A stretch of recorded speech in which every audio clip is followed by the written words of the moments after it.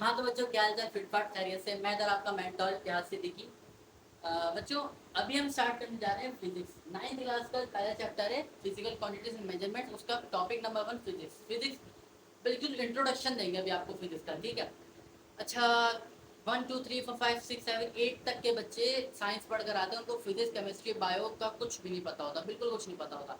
वो अपने बड़े बहन भाइयों को देख कर आते हैं, अपने कज़न को देख के आते हैं, उनकी किताबों के टाइटल पेज तक देख कर उनको खौफ आता है, भाई ये सब्जेक्ट्स क्या है, क्या चीज़ है। अभी समझाते हैं, सबर करता हूँ। फिजिक्स से आप लोग वाकिफ नहीं है तो अभी वो बातें करते हैं जिससे आप वाकिफ हैं। साइंस की किताब हमने पढ़ी है सर, बिल्कुल पढ़ी है साइंस की किताब। साइंस की किताब में हमने रेस्पिरेटरी सिस्टम पढ़ा है, प्लांट्स पढ़ा है, एनिमल्स पढ़ा है, ऑर्गेनिजम्स पढ़ा है, ब्रेन पढ़ा है, हार्ट पढ़ा है, लंग्स पढ़े हैं, सब चीज़ें पढ़ी हैं, बिल्कुल पढ़ी हैं। अच्छा, उसी साइंस की बुक के अंदर हमने एनर्जी पढ़ी है, विंड पढ़ी है, ठीक है? ये सारी बातें पढ़ी थी। व्हील्स पढ़े, कार्स पढ़े, एयरप्लेन पढ़े, कैसे उड़ते हैं, बिल्कुल थोड़ा बहुत तो पढ़ा था, आइडिया दिया है, बिल्कुल दिया है। उसी साइंस की बुक के अंदर हमने थोड़े बहुत केमिकल रिएक्शन पढ़े हैं, या फिर हमने एसिड बेस्ड सॉल्ट पढ़ा था, बिल्कुल पढ़ा था। तो हर चीज़ साइंस से बुनियादी तौर पर, ठीक है? पहले आ जाओ साइंस पर। साइंस क्या है?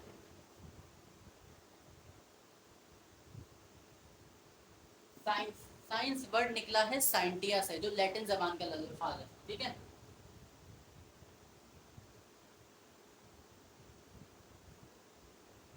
कुछ लोग इसे साइंशिया पढ़ते हैं, कुछ लोग साइंटिया। साइंटिया भी ठीक है, ठीक है। साइंटिया लैटिन जबान का लफ्ज है, लातीनी, जिसके मायने हैं नॉलेज। इसका मतलब है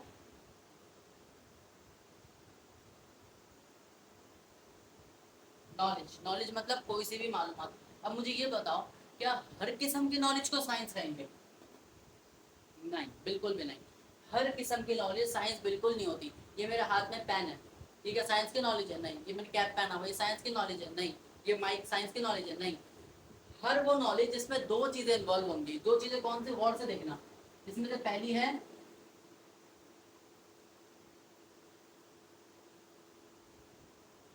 ऑब्जर्वेशन,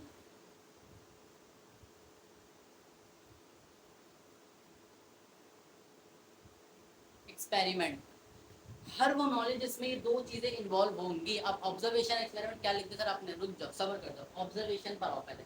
ऑब्जर्वेशन हमने देखा है, हमारे पहले बड़े या फिर अभी भी बड़े पेरेंट्स वगैरह देखते हैं कि कहते हैं मैं तुम्हें कब से ऑब्जर्व कर रहा हूँ, तुम ऐसे बैठे हो। ऑब्जर्व मतलब गौर और फिक्र करना, देखना, सोचना, समझना, ठीक है? ऑब्जर्वेशन की जो आसान अल्फाजों में देख लो तो सोचना समझना, ठीक है? और ऑब्जर्वेशन हम 5 सेंसेस से करते हैं। ह्यूमंस जो है वो 5 सेंसेस से ऑब्जर्वेशन करते हैं। आइस से देखते हैं, नोज से स्मेल करते हैं, और टंग से टेस्ट करते हैं, और स्किन से टच करते हैं, और एयर से सुनते हैं।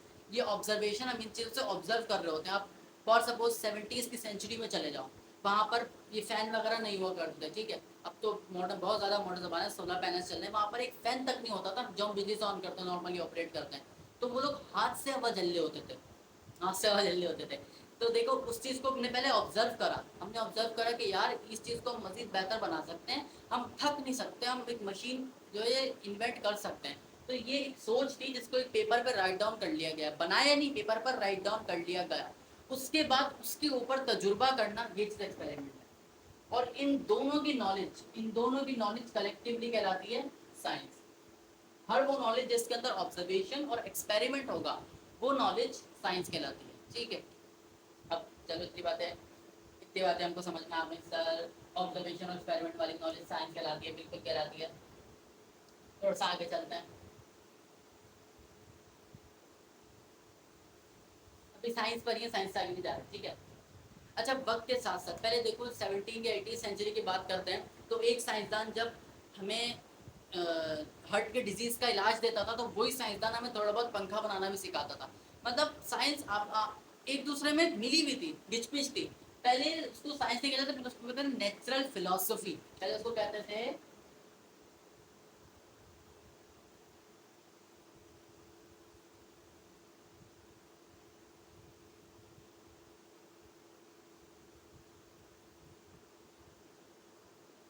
पहले उसको नेचुरल फिलोसफी कहते थे, लेकिन बाद में साइंस नाम पड़ा, साइंटिया के थ्रू यार ये नॉलेज वगैरह होती है। अब पहले की दौर की साइंस के अंदर हर चीज समाई हुई थी, ठीक है? अब मुझे ये बताओ, अब क्या एक डॉक्टर जो 16-17 साल की साइंस पढ़कर आता है, ठीक है, बायोलॉजी मेडिकल की फील्ड में काम कर कर आता है, क्या वो डॉक्टर आपके घर का पंखा ठीक कर सकता है? नहीं। वो बंदा ठीक करेगा जो 16-17 साल मैकेनिक पढ़कर आएगा, ठीक है, जो मैकेनिकल इंजीनियर होगा ना वो बंदा पंखा ठीक करेगा। लेकिन जो 16-17 साल मैकेनिकल इंजीनियरिंग पढ़कर आ जाएगा वो इंसान की बीमारी भी दूर नहीं कर सकता, क्योंकि बीमारी दूर डॉक्टर करेगा। कहने का मकसद सिर्फ ये है कि साइंस ने वक्त के साथ साथ बहुत ज़्यादा तरक्की करी, हर चीज़ बहुत ज़्यादा डीप में चली गई, तो हमें अपनी पढ़ाई को आसान बनाने के लिए, पढ़ने के मकसद को आसान बनाने के लिए साइंस को 3 बेसिक ब्रांचेस में डिवाइड करा। साइंस को 3 बेसिक ब्रांचेस में डिवाइड करा।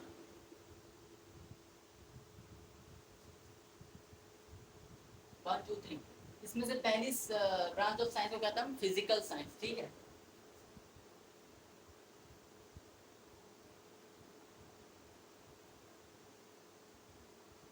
Second one known as biological science.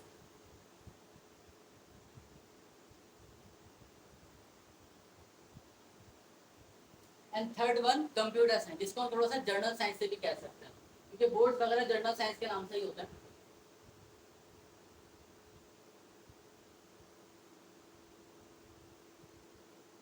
अच्छा, बुनियादी जो दो ब्रांचेज है ना वो यही है, ठीक है। कंप्यूटर साइंस अब 1780s में तो कंप्यूटर साइंस नहीं होती थी ना, ये 90s के दौर में ज़्यादा जाकर डेवलप हुआ है। तो कंप्यूटर साइंस डिजिटल साइंस है, कंप्यूटर साइंस को हम डिजिटल साइंस भी कहते हैं।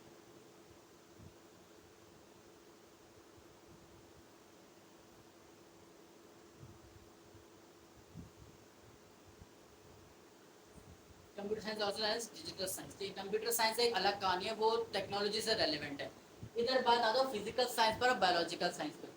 फिजिकल साइंस में हम हर वो चीज़ पढ़ेंगे जो जानदार नहीं है, और बायोलॉजिकल साइंस में हम हर उस चीज़ की स्टडी करेंगे जो जानदार है। ये क्या बात करें सर? अब देखो, जो चीज़ जानदार नहीं है वो हिल भी सकती है, जरूरी नहीं। अब मुझे ये बताओ, ये पेन मूव कर रहा है, पेन तो मूव कर रहा है, लेकिन क्या पेन जानदार है? नहीं। हम इसलिए इसके लिए एक अच्छा अल्फाज इस्तेमाल करेंगे, रेस्पायरेशन। आसान अल्फाज इस्तेमाल करो, सांस लेना, ब्रीथिंग। हर वो चीज़ जो सांस ले, ठीक है, जो जानदार सांस लें, मतलब हर वो जो कह लो आप ऑर्गेनिज्म जो सांस लें, उनकी स्टडी हम बायोलॉजी में करेंगे, और जो सांस नहीं लेते, नॉन लिविंग थिंग, उनकी स्टडी हम फिजिकल साइंस के अंदर करेंगे, ठीक है। इसके अंदर हम पढ़ेंगे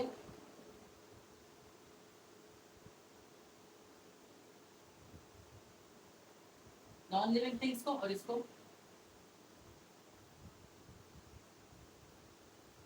इसके अंदर हम पढ़ेंगे non living things physical science में, और बायोलॉजिकल साइंस में हम लिविंग थिंग्स को पढ़ेंगे। अच्छा, सब्जेक्ट्स देख लो। ये 3 क्लासेस हैं साइंस को क्लासिफाई करने के लिए, ठीक है। अब एक बंदा अगर बायोलॉजिकल साइंस पढ़ रहा है तो वो 16-17 साल एमबीबीएस करेगा, ठीक है। फिर उसके बाद एक डॉक्टर बनेगा, डिटेल में पढ़ेगा। वो कंप्यूटर साइंस को भी नहीं छेड़ेगा, वो फिजिकल साइंस को भी नहीं छेड़ेगा। इसीलिए साइंस बहुत ज़्यादा पेचीदा हो गई थी, इसमें बहुत ज़्यादा तरक्की हो गई थी, इसीलिए हमने इसको थोड़ा सा डिवाइड करा, हटाया, पढ़ने के लिहाज को आसान बनाने के लिए, सिर्फ पढ़ाई के हद तक आसान करने के लिए, वरना हर चीज़ बुनियादी तौर पर साइंस ही है। अच्छा, सब्जेक्ट्स वगैरह देख लेना। फिजिकल साइंस के अंदर बेटा हम 2 सब्जेक्ट्स की स्टडी करते हैं,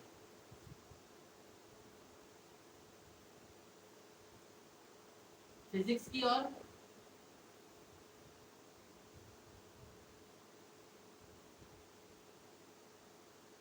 केमिस्ट्री की।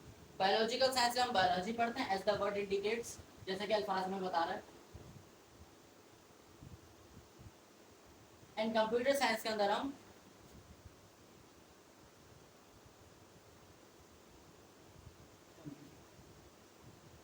अब बताओ फिजिक्स कहाँ है? ये आ गया फिजिक्स। फिजिक्स कहाँ से आया है? फिजिक्स साइंस से ही निकल कर आया है, ठीक है। अभी तक 8 क्लास तक, 1 टू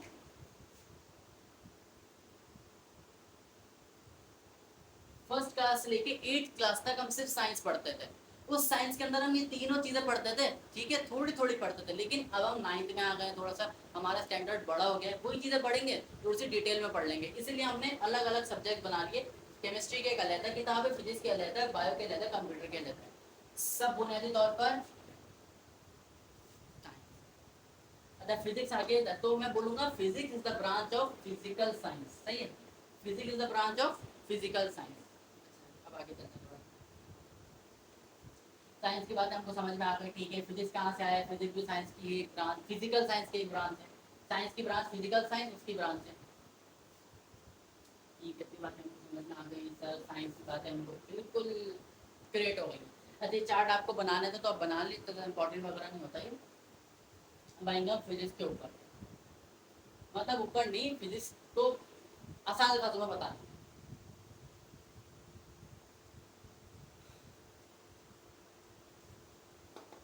व्हाट इज फिजिक्स? इस पेन का जो आप कह लो लंबाई है, इसको नापने के लिए मुझे किस चीज़ की ज़रूरत पड़ेगी? या फिर एक पत्थर कितनी जगह घेर रहा है, इसको कैलकुलेट करने के लिए किस चीज़ की ज़रूरत पड़ेगी? या मेरे जो रूम है या फिर आपका जो एरिया है वहाँ पे कितना टेम्परेचर है, कितना दर्जे हरारत है, ये आप कैसे मालूम करोगे? और कैसे मालूम कर लिया आपने आज के दौर में? या फिर एक और मजे की चीज़, जो बर्फ़ का जो होता है पूरा सिल्ला, या बर्फ़ की जो पूरी तय होती है वो पानी के ऊपर तैर रही होती है, लेकिन एक छोटा सा पत्थर भी डूब जाता है। ये सब कैसे हो रहा है? इस चैप्टर को पढ़ने के बाद, फिजिकल क्वांटिटीज एंड मेजरमेंट, इस चैप्टर को पढ़ने के बाद आप ये सारे सवालात और इससे मिलते जुलते सिमिलर क्वेश्चंस के आंसर आप दे सकोगे, इस काबिल बन जाओगे। ठीक है, अब आप फिजिक्स के ऊपर।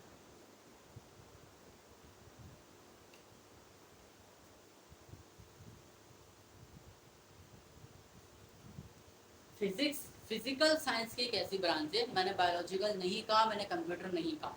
फिजिक्स फिजिकल साइंस की एक ऐसी ब्रांच है जिसके अंदर हम सबसे पहले नेचर को ऑब्जर्व करते हैं। क्या करते हैं? नेचर को पहले ऑब्जर्व करते हैं, पहले इर्द गिर्द को, कुदरत को देखते हैं कि क्या मसले, क्या मसले मसाइल नहीं है। फिर उसके बाद एक मैथमेटिकल रिप्रेजेंटेशन देते हैं, पेपर के ऊपर लिख देते हैं। फिर उसके बाद एक्सपेरिमेंट से उसका कोई ना कोई नतीजा निकालते हैं कि यार कुछ बनना चाहिए।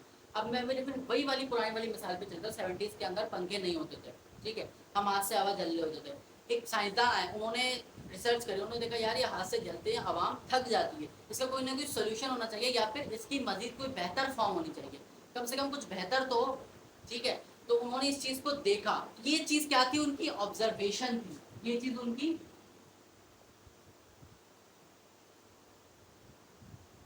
ये चीज उनके ऑब्जर्वेशन, उन्होंने पहले ऑब्जर्व कर लिया नेचर को कि ये चीज की कमी है।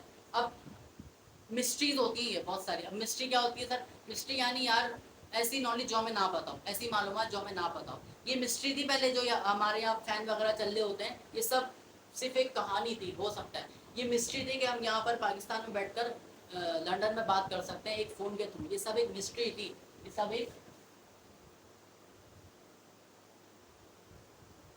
सब एक मिस्ट्री थी, हो ही नहीं सकता था, ऐसा सोचते थे लोग, लेकिन आज हो रहा है। तो साइंसदान आते हैं, इन मिस्ट्रियों को सॉल्व करते हैं, इन मिस्ट्रियों को हल करते हैं, इस मिस्ट्री का कुछ ना कुछ हल निकालते हैं। तो सबसे पहले वो ऑब्जर्व कर लेते हैं कि यार ये चीज़ मुश्किल है, ये चीज़ आसान है, ये चीज़ मुमकिन है, ये चीज़ की कमी है, ये हो सकता है। ये चीज़ इनके ऑब्जर्वेशन में थी। फिर उसके बाद साइंटिस्ट पढ़े लिखे होते हैं, एक मैथमेटिकल रिप्रेजेंटेशन दे देते हैं, एक पेपर बना देते हैं, ठीक है, कि ये काम इस तरह से होगा। ठीक है,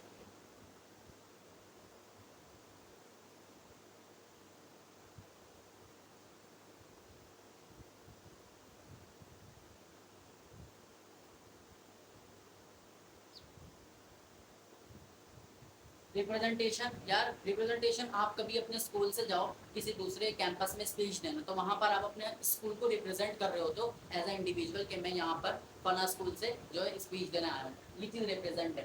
तो साइंसदान पहले ऑब्जर्व कर लेते हैं कि ये चीज़ हो सकती है, चीज़ हो सकती है, इसको पढ़े लिखे होते हैं चूंकि साइंसदान, तो मैथमेटिकली मैथ के थ्रू हर चीज़ को रिप्रेजेंट करते हैं कि ये काम इस तरह से होगा, इसको इस तरह से बनाया जा सकता है, इसको इस तरह से तख्लीक में लाया जा सकता है। अब ये दोनों काम होगा।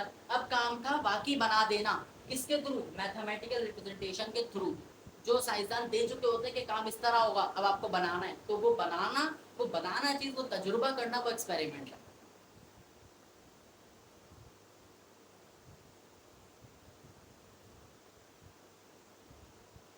अब बनाओ आसान सी definition physics. Physics physical science की एक ऐसी ब्रांच है जिसमें सबसे पहले हम नेचर को ऑब्जर्व करते हैं, फिर मैथमेटिकल रिप्रेजेंटेशन देते हैं, ठीक है, फिर उसके बाद कोई ना कोई कंक्लूजन निकालते हैं एक्सपेरिमेंट के थ्रू। कंक्लूजन का अल्फाज इस्तेमाल कर रहा हूँ यहाँ पे।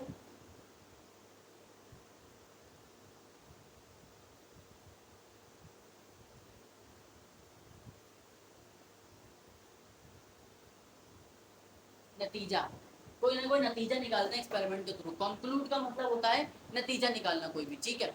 अच्छा, अब फिजिकल साइंस फिजिक्स की डेफिनेशन थोड़ी सी आसान कह लो या फिर इंग्लिश में देने सिंपल वर्ड्स के अंदर, ये रही आपकी आसान अल्फाजों में अंग्रेजी की डेफिनेशन जो किताब की मिलते जुलते आपके अल्फाजों से।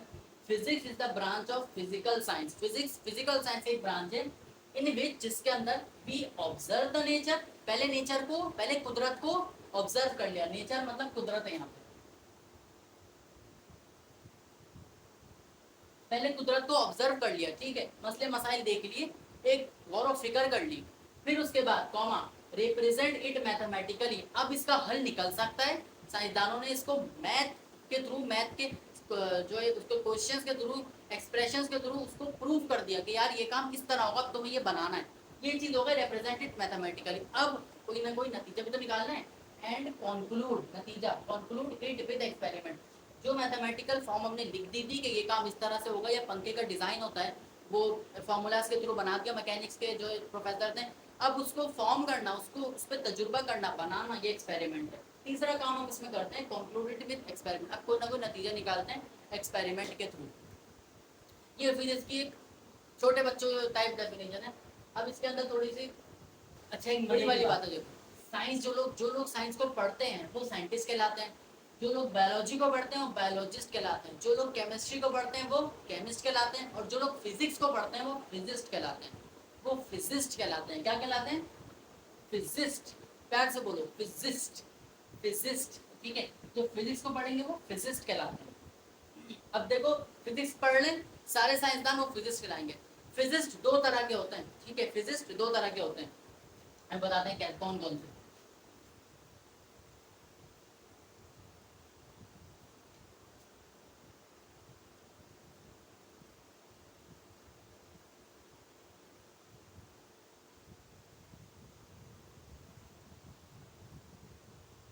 फिजिस्ट दो तरह के होते हैं, physicist are of two types, ठीक है। पहले फिजिस्ट वो होते हैं जो सबसे पहले क्या काम करते हैं भाई, फिजिक्स में तीन काम थे, सबसे पहले हमें नेचर को ऑब्जर्व करना था, फिर उसको मैथमेटिकली रिप्रेजेंट करना था, ये चीज तरह से बन सकती है, एक बात कह देते हैं, फिर उसके बाद कोई ना कोई नतीजा निकालना था एक्सपेरिमेंट के थ्रू। पहले फर्क जानो थ्योरी और एक्सपेरिमेंट के बीच में।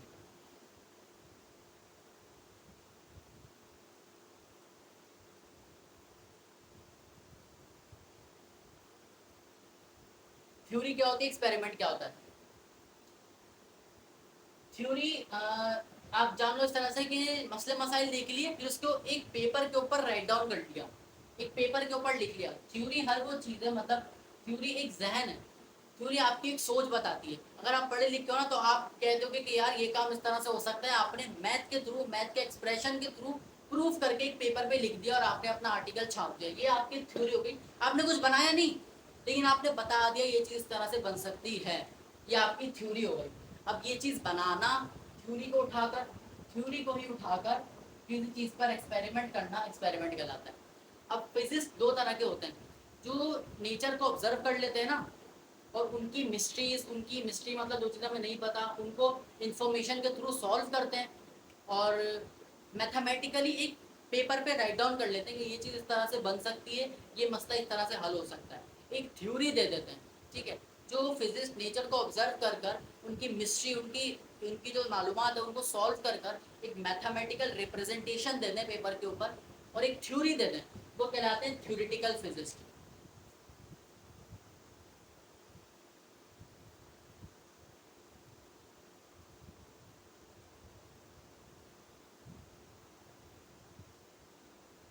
थ्योरेटिकल फिजिक्स थ्योरी दे देते हैं, ठीक है, एक बात बता देते हैं पेपर के थ्रू प्रूफ करके कि ये चीज इस तरह से बन जाएगी, बनाते नहीं है, बनाएंगे कौन? जो इनकी थ्योरी को उठाकर तजुर्बा करेंगे। दूसरे वो होते हैं जो इनकी थ्योरी को उठाते हैं, वो दोबारा से नेचर को ऑब्जर्व या फिर दोबारा से मैथ के थ्रू प्रूफ नहीं कर देते, ये काम कर चुके होते हैं थ्योरेटिकल फिजिक्स। एक्सपेरिमेंटल फिजिक्स वो फिजिक्स होते हैं,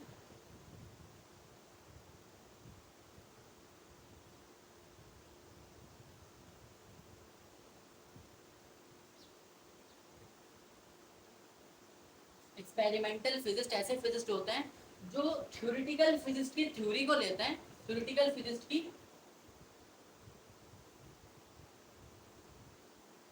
थ्योरेटिकल फिजिक्स की थ्योरी को उठाते हैं और फिर उससे कोई ना कोई नतीजा निकालते हैं, एक्सपेरिमेंट करते हैं और कोई ऑब्जेक्ट जो है वो आप कह रहे हो डिस्कवर कर लेते हैं, बना देते हैं या फिर इजाद कर देते हैं, ऐसे फिजिक्स को कहलाते हैं एक्सपेरिमेंटल फिजिक्स।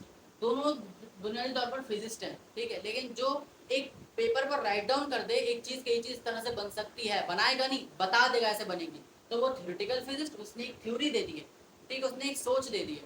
अब उस थ्योरी को उठाकर जो तजुर्बा करेगा ना कि इसने बता दी इस तरह से बनेगा, अब मैं बनाने बैठूंगा चीज़ें लेकर, एक्सपेरिमेंट करेगा, वो एक्सपेरिमेंटल स्किल्स के ऊपर। आज के लेक्चर में आप कोई भी मसला हो या फिर कोई परेशानी हो, कोई नॉर्मल सा छोटा बहुत क्वेश्चन, कोई सा किसी तरह से भी सवाल हो, आप कमेंट सेक्शन में पूछ सकते हैं। थैंक यू, अल्लाह हाफिज़।